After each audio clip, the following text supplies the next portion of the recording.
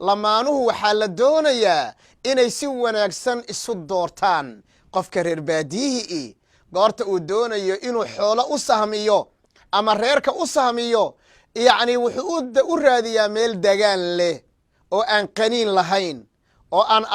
abaar ahayn oo aan oomano ahayn wuxuu degaan oga raadiyaa reerkiisa waayo waa jecel yahay xoolihiisa waayo waa jecel yahay meel raaxo badan oo biyo leh ayuu u raadiyaa maxaad u malaynaysaa marka lamaanuhu waa mustaqbalkii waa cumrigooda inta ka hadhay siday u wada noolaan lahaayeen idan saham baan u baahannahay qodobka koowaad saasuu nabigeennuna baray sala allahu calayhi wasalama haweenka 4 nooc baa loo guursadaa 4 qaab qurux rag baa ku doorta war quruxdu way dhammaani xoolo rag baa ku doorta war xooluhu way dhammaani qoys wanaagsan bay ka dhalatay in la coloobaaba laga yaabaa laakiin midda diinta la dooro qodob gooni ana waan oga hadli doonaa haddii alla yidhaahdo gabadhuna waxaan leenahay ragga waxaa lagu doortaa diin iyo akhlaaq nabigeena calayhi salaatu wassalaam wuxuu yidhi idaa jaa'akum man tardawna diinahu wa khuluqahu fazawijuuh hadday ragow idin yimaadaan dad akhlaaq iyo diin leh gabdhihiinna ha u diidina waa reer hebel ha ugu diidina waxba ma haysto ha ugu diidina diinta iyo akhlaaqdu ayadaa xoolo ah ayadaa farwo ah ayadaa raaxo ah qodob baan kaga hadli doonaa mar kale insha allah haddii alla yidhaahdo qodobka horta waa qodobka koobaad oo raaxada guriga ka qayb qaadanaya oo anna waan sahmiyey adiguna waa sahmisay idan dhul dooxa ah oo degaan leh oo aan qaniin lahayn oo aan colaad lahayn oo biyo leh oo barwaaqo leh oo roobka uu korka samada kaga keenay dhulkina uu biyihii aqbalay kadibna doog iyo daaq dad iyo duunyo ay ku doogsadaan soo saaray ayaan u guuraynaa aniga adiga haddaba waan israacaynaa ogow halkaasaan geedi u nahay ogow waayo waa soo sahmisay anigana waan soo sahmiyey qodobka labaad oo muhiimka ah waa annadar waa in labada qof waa inuu midba midka kale iska fiiriyo maxaa yeelay nabigeenna wuxuuna barayaa sala allahu calayhi wa aalihi wasalama aragtidaasi inay noqon karto aragtida noloshu ay ku daa'imi karto si uusan qofka kale markii guriga loogu keeno uusan oola yaabin oo uusan u dhihin nacam arrinka waa muhiim ogaada in lays eego wejiga qofka kale wejigiisa eego oo horta uu ku qanco halkaa waxaa iigu jira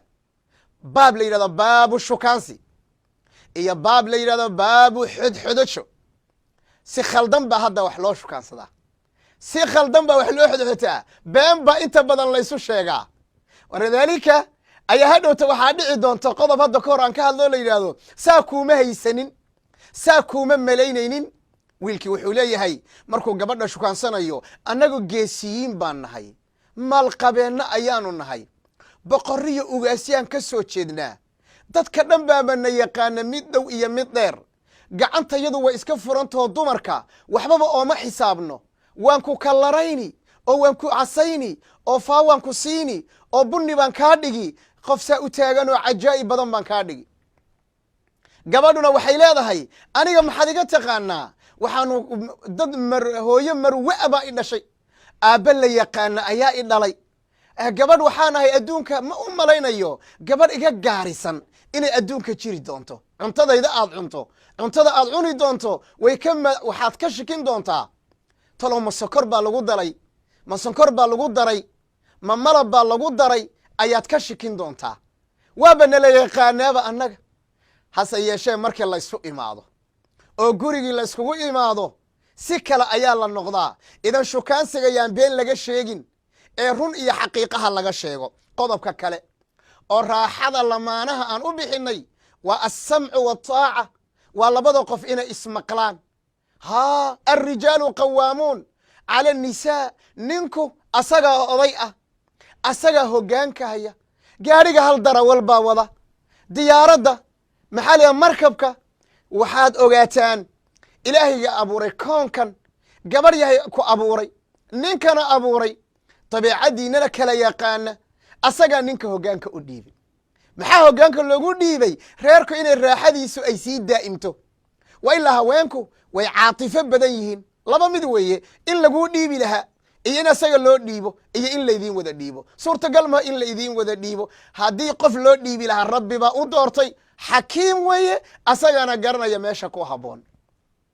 إذن السمع والطاعة قبل مركا وإلى الزوج كذا أطيعه نينك اللفتيسو رقا قاربا خلط كفهمه يعني ما معنى هذا هوانك إنا لما قال هوانك قضب بانك قال دونا سيد الله وذا تشانيو قريق الله وذا هدليو قوانك سيد الله قادنيو قادال بانك قال دونا لكن ما دونيسان قيس وناكسر إنا النغتان أسرة سعيدة إنا النغتان لما أنا وناكسر إنا النغتان ما شاء الله ما دونيسان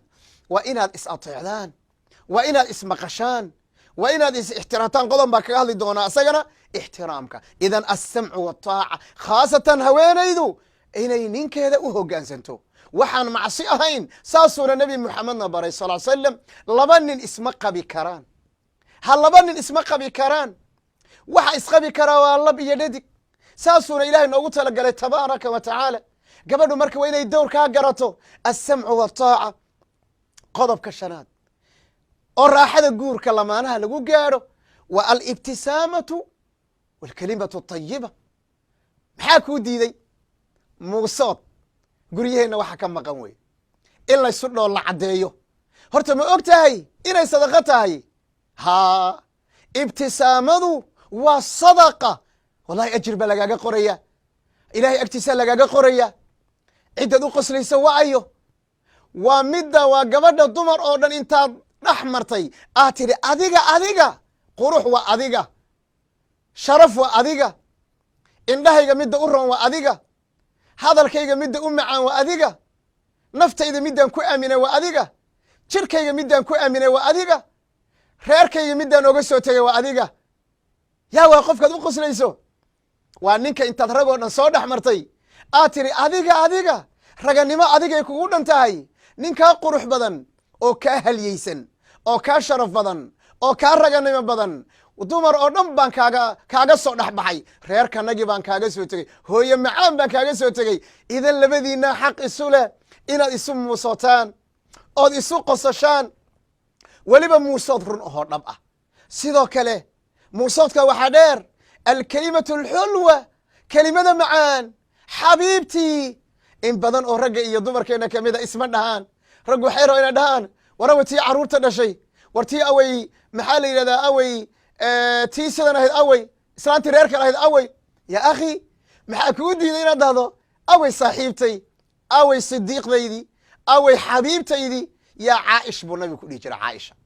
magac oola bax haweenaydaada ma garan sir baan rabaa inaan kuu sheega maanta waayo mafaatiix badan baan bixinaynaa maanta ninka ka faa'iidaysta ballan waxaad arki doontaa inaad nolol cajaa'iba ku noolaato laakiin hal iga ballan qaad ina allaha laa yugayiru ma biqawmin xataa yugayiruu ma bianfusihim inaad isbeddesho ayaa lagaa doonaya adu marka noloshaada bedel oo ibtisaamada la imow kelimada macaanna la imow kelimada macaan magac oola bax xaaskaaga ayna cid kale kuu aqoonin yaa magac inaad oola baxdo marka ay magacaa maqasho ay farxayso gabadhya ninkaaga magac oola bax oo u bixi markuu maqlo uu farxayo carruurtu markay maqlaan ay dareemayaan inaad isjeceshihiin carruurtu markay maqlaan ay dareemayaan inaad isku soo dhowaateen carruurtu markay maqlaan ay leeyihiin allah yaa aniga tolow aabbahay oo kale ma heli doonaa ay gabadhi leedahay ninka i guursan doona tolow aabbahay oo kale ma noqon doonaa ha wiilka uu leeyahay allah tolow aniga hooyaday oo kale gabadh u dhiganta ma heli doonaa fartu dhexda uu ka qaniinaya soo cajaa'ib ma aha waa waxyaa badan weye idan kelimada macaan iyo hadalka macaan iyo ibtisaamka iyo dhoolla caddayntu waana sadaqa quluubtiinana way isku soo dhowaanaysaa